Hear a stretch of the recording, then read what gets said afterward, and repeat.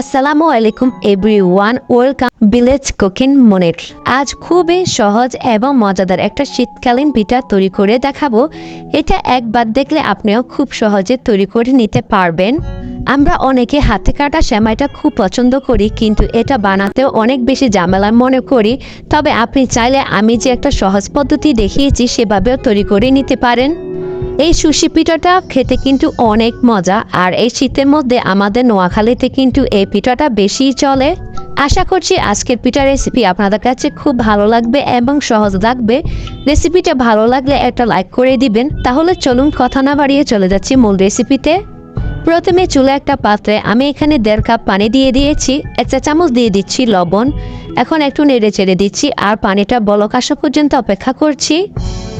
পানিটা যখন বলক উঠে যাবে তখন এখানে আমি 1.5 কাপ দিয়ে দিচ্ছি শুকনো চালের গুঁড়ি।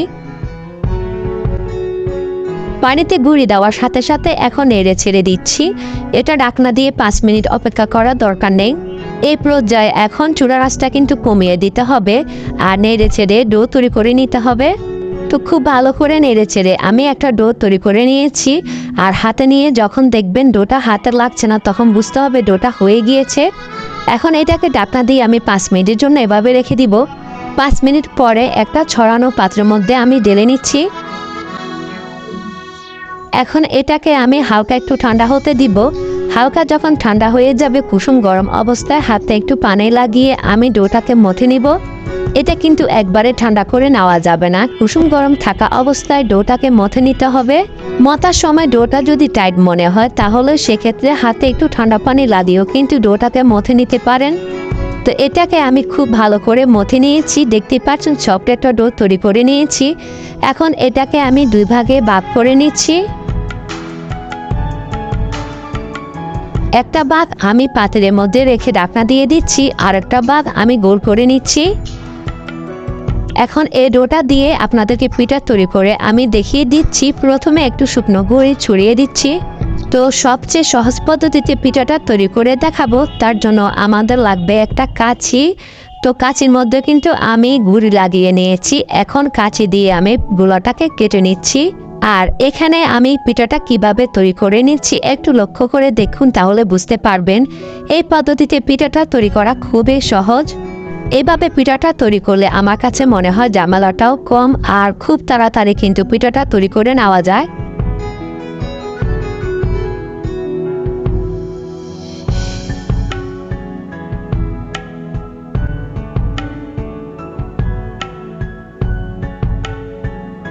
তো এই পদ্ধতিতে আমি সবগুলো পিঠা তৈরি করে নিব। আপনাদের সুবিধার জন্য আমি আরও একটা সহজ পদ্ধতি শেয়ার করছি। আশা করছি আপনাদের কাছে এই পদ্ধতিটাও খুব সহজ লাগবে। অল্প একটু ডো নিয়ে নিয়েছি। ডো নিয়ে একটু ডলা দিয়ে লম্বা করে একটা রশির মতো করে নিচ্ছি। রশির মতো করে নেওয়া হয়ে গেলে এখন হাত দিয়ে ছিঁড়ে ছিঁড়েও কিন্তু এভাবে পিঠাগুলো তৈরি করে নেওয়া যায়। তো আপনারা চাইলে এই 2টা পদ্ধতি থেকে যে কোনো একটা পদ্ধতিতে পিঠাগুলো তৈরি করে নিতে পারেন। তো আমি এখানে অনেকগুলো পিঠা তৈরি করে নিয়েছি। তো এভাবে করে আমি সবগুলো পিঠা তৈরি করে নিচ্ছি। আমার সবগুলো পিঠা কিন্তু তৈরি হয়ে গিয়েছে, আর দেখতে পাচ্ছেন একটা পিঠা একটার সাথে কিন্তু লেগে নেই, একদম জড়জড়ে হয়েছে। এখন পিঠাগুলো আমি রান্না করতে চলে যাব। পিঠাগুলো রান্নার জন্য চুলা একটা পাত্রে আমি এখানে 1.5 লিটার ফুল ক্রিম দুধ নিয়ে নিয়েছি। 2টা এলাচ দিয়ে দিচ্ছি, আর একটা তেজপাতা দিয়ে দিচ্ছি ফ্লেভারের জন্য। আর দিয়ে দিচ্ছি 1/2 কাপ চিনি, 1 পিঞ্চ দিয়ে দিচ্ছি লবণ, আর 1/2 কাপ দিয়ে দিচ্ছি খেজুরের গুড়। আমি আজকে গুড় আর চিনি দিয়ে কিন্তু পিঠাটা তৈরি করে নিব। আপনারা চাইলে শুধু চিনি বা গুড় দিয়েও পিঠাটা তৈরি করে নিতে পারেন। 1/2 কাপ দিয়ে দিচ্ছি ফ্রেশ নারকেল কোরানো। এখন সব কিছু একসঙ্গে খুব ভালো করে নেড়ে চেড়ে মিশিয়ে নিচ্ছি। আর দুধটাকে আমি আগে থেকে জাল করে বলক উঠিয়ে নিয়েছি।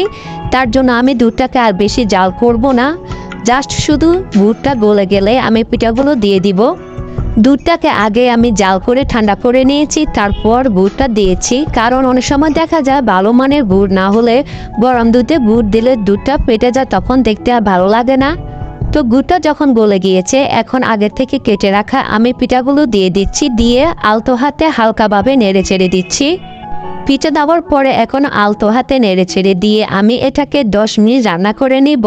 পিঠা দেওয়ার পরে কিন্তু পিঠাগুলোকে অনেকক্ষণ ধরে জাল করবেন না, এতে করে পিঠাগুলো অনেক নরম হয়ে যাবে বা ভেঙে যেতে পারে। চুলার হিটটাকে মিডিয়ামে করে আমি পিঠাগুলোকে প্রায় 10 মিনিটের মতো রান্না করে নিয়েছি। 10 মিনিট রান্না করার পরে দেখবেন পিঠাগুলো কিন্তু উপরে নিজে নিজে ভেসে উঠেছে। উপরে নিজে নিজে ভেসে ওঠার পরে কিন্তু পিঠাগুলো হয়ে গিয়েছে। এখন পিঠাগুলোকে আমি চুলা থেকে নামিয়ে নিচ্ছি, এটা ঠান্ডা হওয়ার পরে আরও ঘন হয়ে যাবে।